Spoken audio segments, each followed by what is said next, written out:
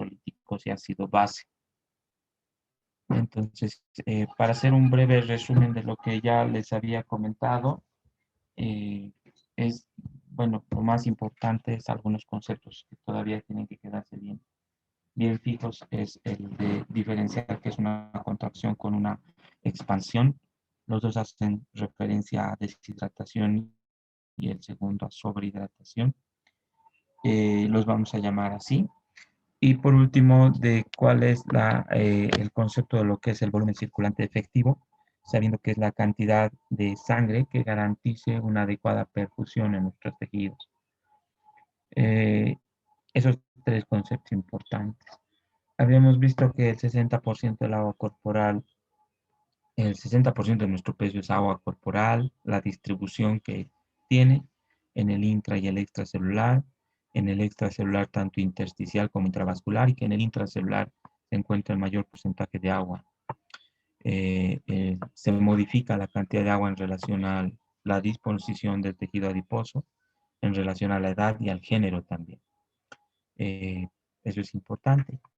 El agua es parte de un disolvente y es un disolvente de una serie de sales minerales.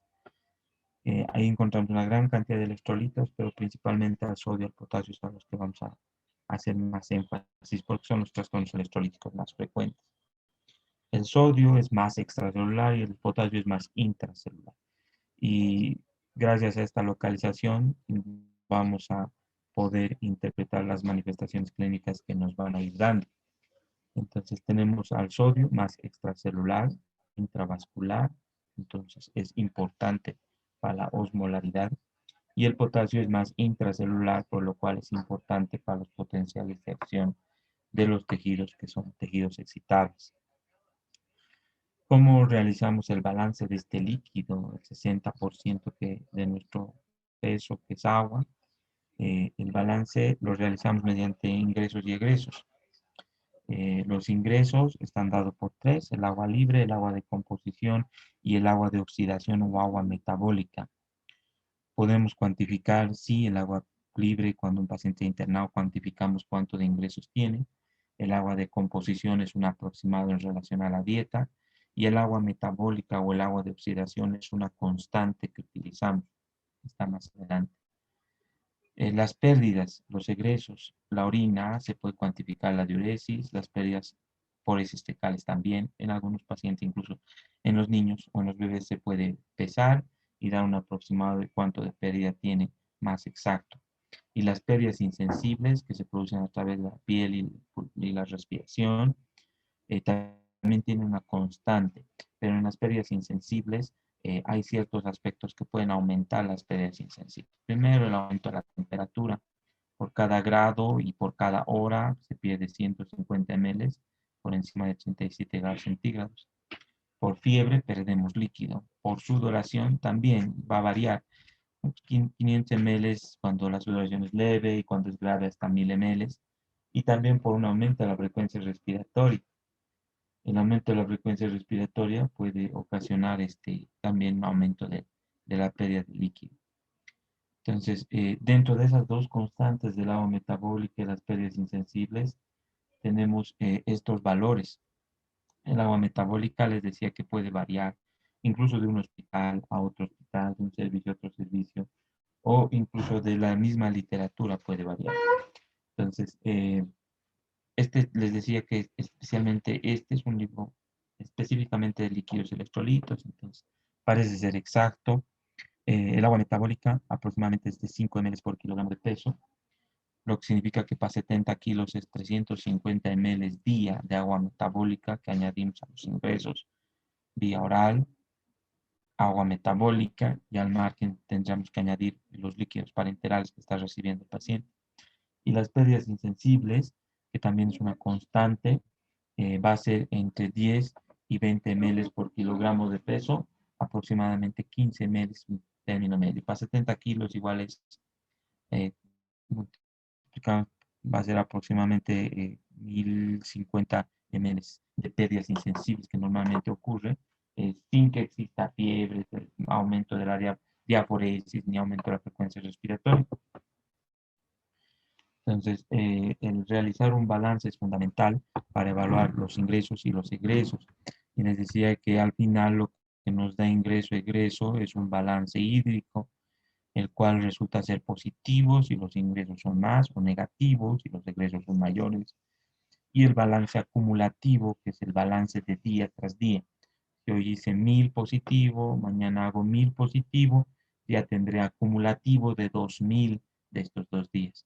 Y si hoy día hago 1000 positivo y mañana me dan diuréticos y resulta que hago 2000 negativo, entonces ya haré una resta de un juego de signos, ¿no? Entonces quedará al final un -1000 y ya tendré un acumulativo negativo de 1000. Entonces, esto es importante especialmente en pacientes internados, cuidados críticos, en pacientes en cirugía, y es un balance que ustedes lo van a realizar durante el internado cada día. Entonces, es importante saber estas, las pérdidas insensibles, el agua metabólica. ¿De qué forma se regulan los líquidos? Ya habíamos visto en edema que la regulación es en 2 puntos. A nivel capilar, la regulación es cuestión de juego, de cuestión de presiones. Es esta ecuación de Starling que nos decía que la cantidad de líquido que se filtra a estas células en el capilar, donde entra el líquido con sus nutrientes y sale con sus desechos, va a depender de presiones hidrostática, oncótica y de permeabilidad capilar. La regulación de los líquidos a nivel capilar está dada por la ecuación de Starling, esa ecuación que hemos visto en edemas. Y por último, la regulación aquí, filtraciones, que igual hemos visto. Y la regulación, esto sí me olvidaba, esto recién se añadió el año pasado, es la función del glicocálice. Entonces, el glicocálice es una estructura que recubre el endotelio, rica en proteoglicanos y glicoproteínas, que mantiene el tono microvascular y principalmente la permeabilidad endotelial. Lo que significa es que este glicocálice que actúa como una barrera, en algunas circunstancias puede afectarse, puede dañarse y facilitar que ingrese más líquido, aparte de las presiones oncóticas, hidrostáticas, puede alterar la permeabilidad y ingresar más líquido a este intersticio. ¿Qué situaciones dañan al glicocálice? Enzimas, una gran cantidad de agentes patógenos, microorganismos, la inflamación, las citocinas, la isquemia, la reperfusión y también la hipervolemia. Lo que significa que cuando nosotros damos grandes cantidades de líquido, al final estamos promoviendo un desgaste del hipocálice y eventualmente ese paciente hará una sobrecarga de líquido. Y veremos edema, sobrecarga, aumento de peso, edemas en nuestros pacientes. Entonces, no solamente es presiones ahora, sino también la integridad del glicocálice. Presión hidrostática, oncótica, permeabilidad, la integridad del glicocálice. La regulación de los líquidos a nivel sistémico. Eh, Dos cosas tenemos que comprender cuando hablamos de líquido. Es uno que ya hemos hablado, es el volumen efectivo circulante, es el flujo de sangre que garantice la adecuada perfusión de los tejidos. Y dos, ahora vamos a hablar de la osmolaridad. Ya habíamos dicho que la osmolaridad es principalmente dada por el sodio. El sodio que está afuera, en el extracelular, es el que determina la osmolaridad. Todos los mecanismos que regulan el equilibrio hídrico, estos mecanismos de regulación sistémica, van a actuar regulando el volumen efectivo circulante y la osmolaridad. Es decir, que todos estos mecanismos que regulan el equilibrio hídrico regulan la adecuada perfusión de los tejidos y regulan la adecuada osmolaridad plasmática. Estos mecanismos que estaban en la anterior diapositiva, al final están aquí. Miren, este es el volumen efectivo circulante y la osmolaridad. Entonces van a estar así. Tenemos el volumen efectivo circulante, principalmente dados o regulados por el sistema nervioso simpático, el renina, angiotensina, aldosterona y los péptidos natriuréticos, que son estos mecanismos que están aquí, si los pueden ver. Y por otra parte tenemos a la osmolaridad, y la osmolaridad está dada principalmente por hormona antidiurética y sed. La hormona antidiurética es también llamada arginina vasopresina. Entonces, este y la sed van a ser los que van a ser los que regulen la osmolaridad. Entonces, aquí tenemos estos mecanismos. Aquí teníamos primero la sed y la antidiurética. Estos dos regulan osmolaridad, parte del equilibrio hídrico. Y los demás, perdón, aquí está antidiurética. Sistema nervioso autónomo, simpático, renina, angiotensina, aldosterona y péptido natriurético van a regular principalmente la perfusión de nuestros tejidos. ¿Sí? Entonces, al final, bueno, la regulación hídrica está dada por los dos conceptos: volumen efectivo circulante y osmolaridad. Aquí vemos sus sensores, la osmolaridad, osmoreceptores hipotalámicos, donde van a actuar la sed, bueno, tomar agua, arginina, vasopresina a nivel renal, y aquí también los receptores que van a actuar en el volumen efectivo circulante, principalmente son vasoreceptores, y van a actuar aquí a nivel de los vasos sanguíneos, a nivel del corazón, a nivel renal, ¿no? Entonces, osmoreceptores, vasoreceptores, volumen efectivo circulante, vasoreceptores, ¿cuáles son? Sistema nervioso autónomo, renina, angiotensina, aldosterona, péptido natriurético. Osmoreceptores, osmolaridad, hipotálamo, arginina, vasopresina o antidiurética y la sed. Todo esto es el balance hídrico a nivel sistémico. Y este balance hídrico a nivel sistémico, ¿qué es lo que garantiza? Buena osmolaridad y buen volumen efectivo circulante. ¿Con qué mecanismos? Con estos mecanismos que ya les he descrito. Para hacer un breve recuerdo de lo que es la osmolaridad, hablando de la regulación de los líquidos, la osmolaridad va a tener tres estados. Un estado isotónico, donde existe un equilibrio de líquido, tanto en el extra como en el intracelular. Un estado de hiperosmolaridad, donde sabemos que la osmolaridad es externa, entonces la osmolaridad aumentada va a ocasionar la pérdida de líquido de estas células, se deshidratan. La hiposmolaridad, en donde la osmolaridad externa es baja, por lo que la osmolaridad de las células va a ser alta y va a entrar líquido a estas células y se van a edematizar. Entonces, la osmolaridad la vamos a ver mejor cuando hablemos de sodio. Entonces, hemos visto que la osmolaridad es casi todo sodio. Entonces, todos esos mecanismos de sed y hormona antidiurética van a regular el sodio y la osmolaridad. Bueno, el mecanismo de la sed, hablando de lo que es la osmolaridad dentro del equilibrio hídrico, es el deseo que tenemos por ingerir líquidos. ¿Dónde se desencadena este mecanismo de la sed? A nivel hipotalámico, gracias a los osmoreceptores. ¿Cómo se desencadena la sed? Por esos osmoreceptores, los cambios de osmolaridad desencadenan sed. A mayor osmolaridad, es decir, a mayor cantidad de sodio, a mayor osmolaridad, me va a dar sed, voy a ingerir más agua para mantener el equilibrio y que mantenga un equilibrio isotónico. Porque si estoy hipertónico, mis células se deshidratan. Entonces, el aumento de la osmolaridad actúa a nivel hipotalámico, desencadena sed para que no extraiga líquido de estas células y se deshidrate. Entonces, este es un mecanismo muy importante, pero no es el inicial.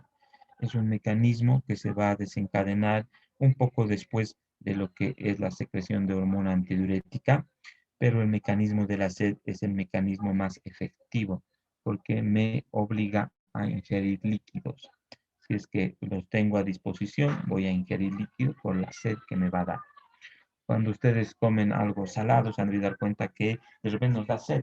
Estamos cambiando la osmolaridad de nuestro líquido, la osmolaridad plasmática por la ingesta de sal o cosas saladas.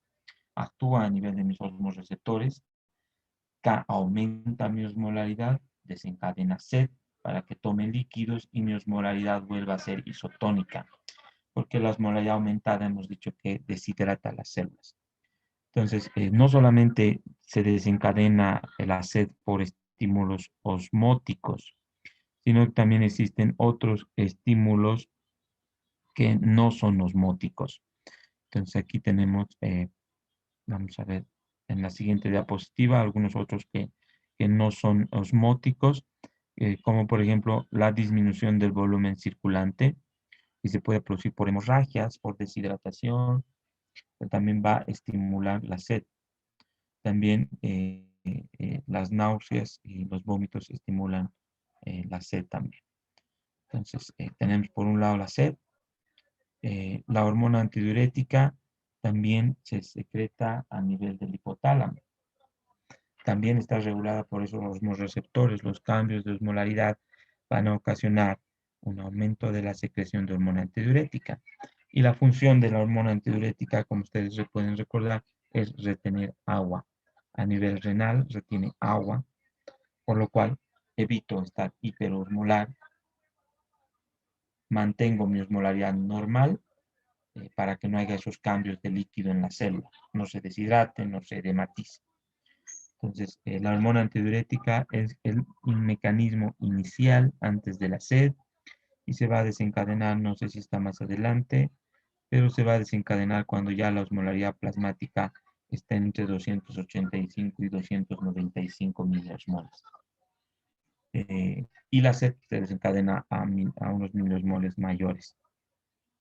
Pues primero, hormona antidiurética, empiezo a retener más agua.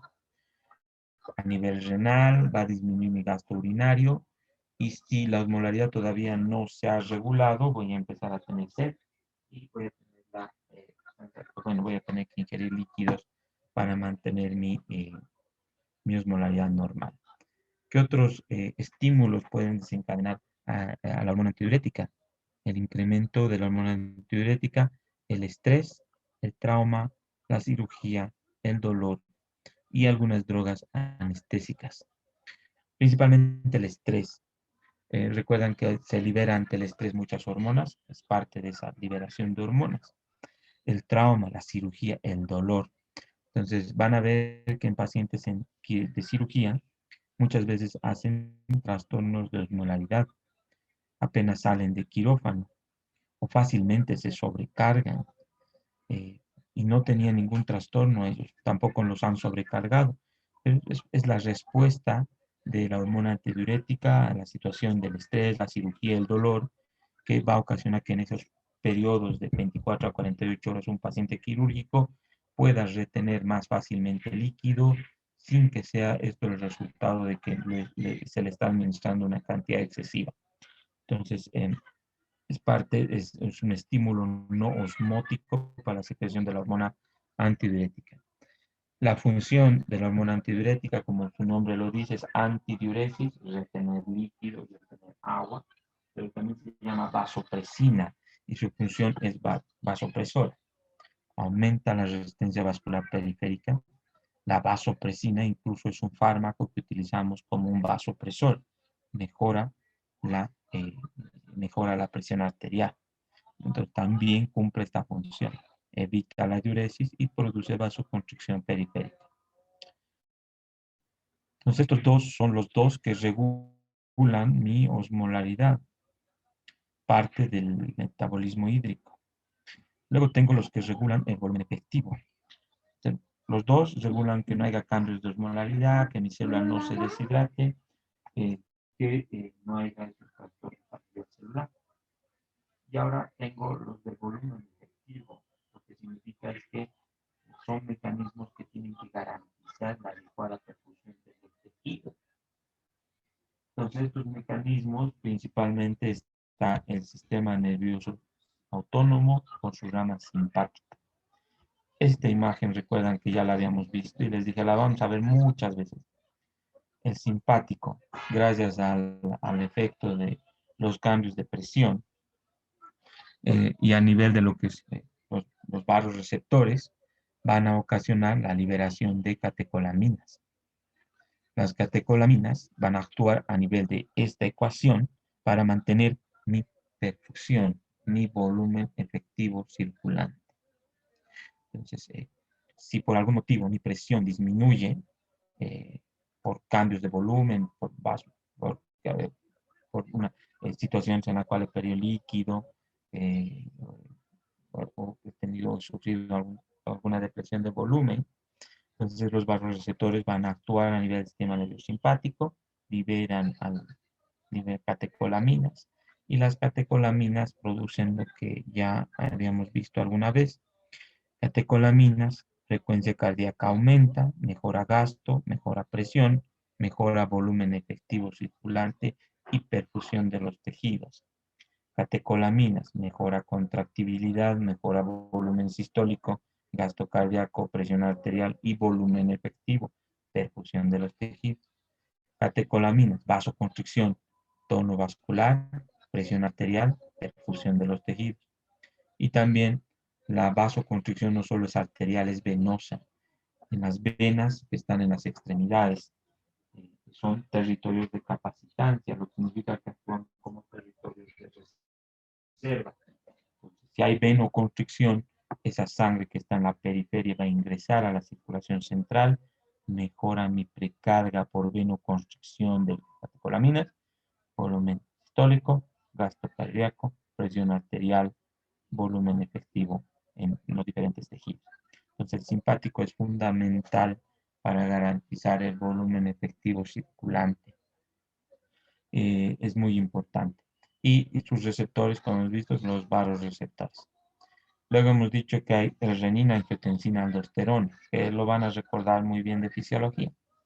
¿Qué función tiene este sistema que se libera a nivel del aparato extraglandular con la secreción de renina, convirtiendo en angiotensina 1, 2, 3 y al final la angiotensina 2 que va a cumplir funciones de vasoconstricción, pero también la angiotensina 2 es un potente estimulador de la sed y por otra parte estimula la aldosterona. La aldosterona, ¿qué es lo que va a hacer a nivel renal? Retiene sodio, si retiene sodio, retiene agua y elimina potasio. Entonces también actuando el renina-angiotensina aldosterona por la angiotensina como vasopresor que va a garantizar el volumen efectivo, pero además por la aldosterona al retener sodio y retener agua a nivel renal van a actuar para garantizar el volumen efectivo circulante. Renina, angiotensina, aldosterona. Angiotensina, vasoconstricción. Aldosterona, retiene volumen. Todos estos dos, los dos, para garantizar el volumen efectivo circulante. La aldosterona que les decía. Y este es uno importante también, el péptido natriurético. Este es dependiente de los cambios de volumen. El péptido natriurético auricular, como su nombre lo dice, en las aurículas y detecta la distensión de la aurícula, los cambios de volumen. Y tiene la finalidad de, ante los cambios de volumen, liberar este péptido natriurético auricular y producir una respuesta a nivel renal que va a producir natriuresis. Si hay una gran cantidad de volumen a nivel de las aurículas, está sobrecargado, libera péptido natriurético. Elimina sodio. Si elimina sodio, elimina agua como un mecanismo para disminuir la sobrecarga de líquido que está detectando esta aurícula por los cambios de la precarga, el volumen a la cual está sometida. Entonces, al final, y para terminar, todos estos mecanismos se traducen en algunos aspectos clínicos de lo que es eh, la, la, la carencia de líquidos. Pues miren, por un lado tenemos la sed y por otro lado tenemos la hormona antidiurética. Por otro lado tengo el simpático y tengo la angiotensina aldosterona y tengo el péptido natriurético. Clínicamente, ¿cómo se traduce esto en un paciente que necesite líquido? Si hay cambios o hay un trastorno hídrico que me diga que necesito líquido, entonces eso va a ocasionar primero que tenga sed por el cambio de los modalidades. Segundo, a nivel de la hormona antidiurética va a ocasionar que yo tenga oliguria o anuria, porque estoy reteniendo por mi antidiurética. La angiotensina aldosterona, la aldosterona me produce también oliguria y anuria, está reteniendo líquido. Por otra parte, eso es por un lado de la osmolaridad. El volumen efectivo circulante es simpático, taquicardia. Si hay taquicardia, va a haber vasoconstricción en los pulsos periféricos poco perceptibles por el simpático. Vasoconstricción. La hormona antidiurética igual vasoconstricción, Si hay vasoconstricción, piel fría, llenado capilar lento. Si hay venoconstricción por el simpático, las venas de la periferia se han colapsado para llevar sangre a la circulación central, los trayectos venosos van a estar ocultos, va a ser difícil encontrar una vena, la piel va a estar seca, las mucosas van a estar secas. Y si estos mecanismos no son suficientes, va a haber hipotensión al final. Entonces, todos estos mecanismos que tratan de mantener la regulación hídrica, la osmolaridad por un lado, el volumen efectivo circulante por otro lado, van a tener manifestaciones clínicas que a mí me alarman cuando sé que hay un trastorno hídrico. Primero va a haber sed, ya sé por qué hay sed, cambios de osmolaridad, va a haber oliguria, anuria, cambios de osmolaridad. Sé que para mantener mi volumen efectivo circulante voy a hacer taquicardia, voy a hacer vasoconstricción, los pulsos van a ser poco perceptibles en la periferia, extendiendo todo al central, las venas van a estar colapsadas, por la aldosterona igual no va a haber buena diuresis, y al final, por la redistribución del intersticio hacia el intravascular, porque estamos extrayendo líquido al intravascular, va a haber la piel seca y las mucosas secas. Bueno, vamos a quedar aquí. Espero que esta clase haya sido, que se hayan podido comprender bien estos aspectos, son importantes.